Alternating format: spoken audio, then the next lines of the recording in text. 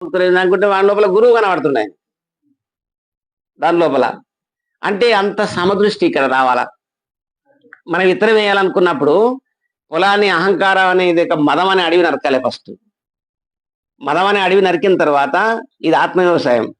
బాహ్య వ్యవసాయం లోపల ముందు చెట్టు కొడతాం మనం. చెట్లు కొట్టిన తర్వాత దాన్ని ఇక్కడ మన హృదయంలో ఏంటంటాం, మదం అనే అడవి. అంటే పెద్ద చిన్న తార తమ్యం ఇంకోటి మరొకటి ఏమి తెలియదు. మదం అనేది మదించిన ఏనుగు ఎట్లుంటుందని అది ఎత్తెత్తు వరాలు ఎక్కిపోయి మొత్తం చెరుగడలు కానీ చేనులు కానీ మొత్తం సరకలను చేస్తే ఎదురొచ్చిన కొట్టేసేస్తాడు దుట్టి. అట్లా ఈ మదించినటువంటి మానవుడు కూడా ఇంకా వాడు అన్ని విధాల అష్టమదాల చేత హృదయం అంతా కుళ్ళు వారిపోయి ఉంటది, ఏం కనబడదు అతనికి. ఈ మదం అనే అడవి నరికేయాలి, డిస్టర్బ్ చేయద్దే అతనే. అంటే మదం అనే అడవి నరికేయాల ఆత్మ వ్యవసాయం లోపల. అహంకారం అనే రాళ్ళని తీసేయాలి. మడవ చెట్లన్నీ తీసేసినాక రాళ్ళు కనబడతాయి కదా. ఈ అహంకారం ఎటువంటిది అంటే కుక్క వంటిది, అంటే కరవ వచ్చేది. కుక్క ఏ మెరుగును గురులింగ జంగంబ పిక్క వలసి పట్టి పీకుగాక.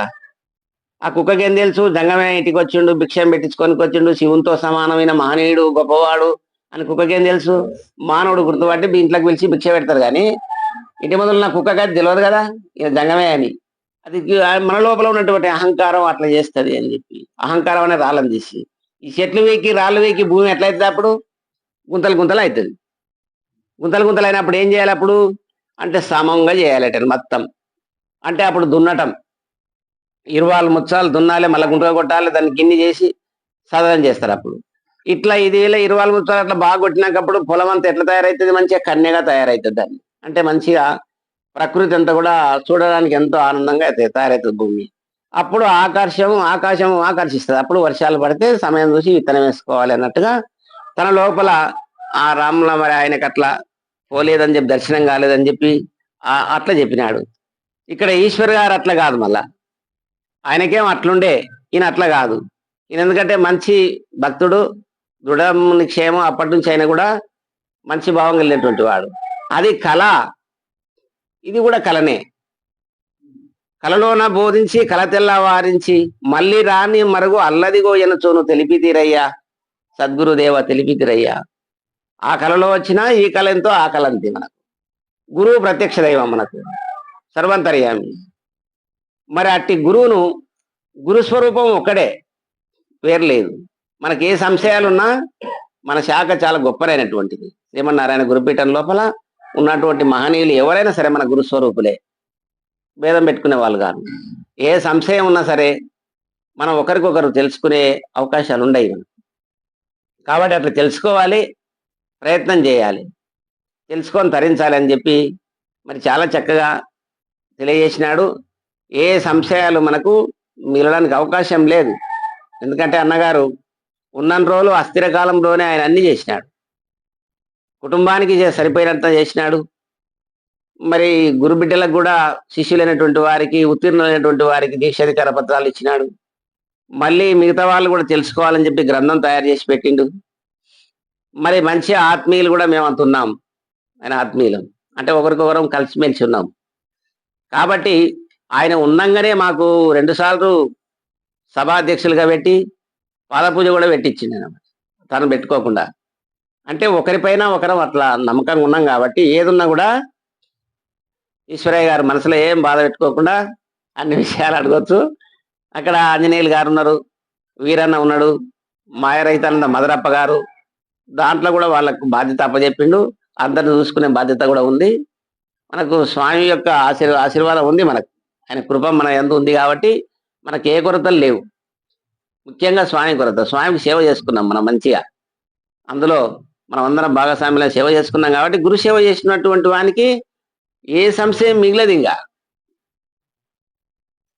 పుట్టితే సరే, పుట్టినాక బాగా రాకుండా ఉంటుందే మనకు. తల్లికి తండ్రికి 4 పుట్టిందనుకో, 4 పుట్టినప్పుడు 8 ఎకరాలు అంటే 2 ఎకరాలు ఎక్కడ పోతుంది, నీకు ఉంటుంది కదా.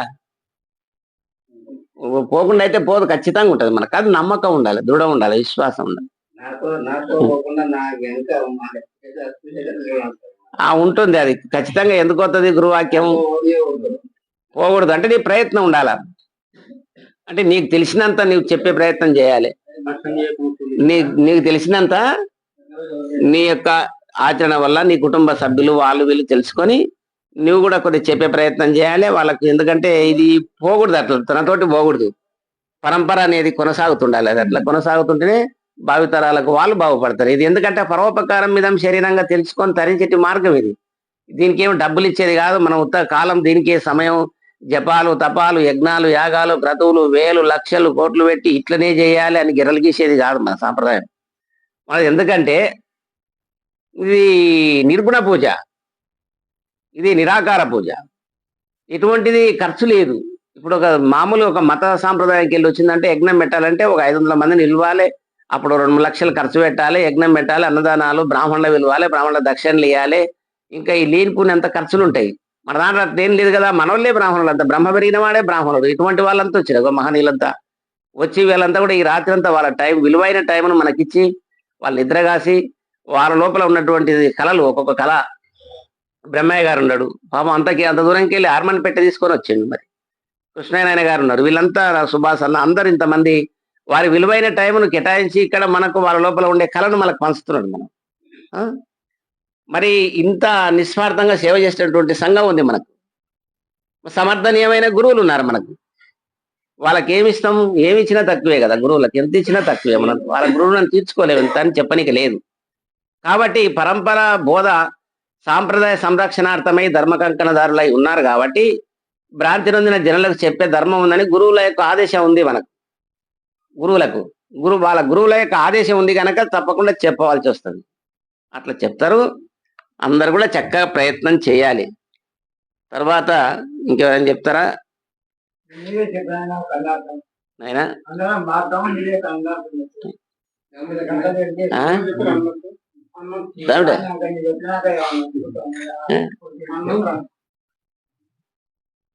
మీరు చెప్తారా? నేను ఏమన్నా మాట్లాడతారా? మాట్లాడతావా ఏమన్నా?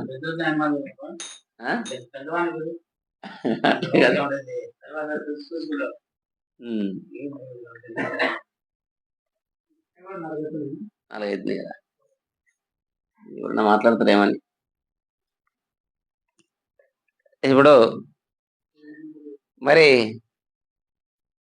సద్సద్ రహితానంద తిరుపతయ్య గారి సతీమణి అమ్మవారు కూడా చక్కగా చెప్పగలుగుతుంది. తోసిన కాడికి 4 మాటలు మాట్లాడుతుంది. ఎందుకంటే స్త్రీ మాటలు ఎవరు చెప్పపోయారు కదా, అందుకొరగా అమ్మతో మాట్లాడిపిద్దాం. మా సుగుణాంబ గారు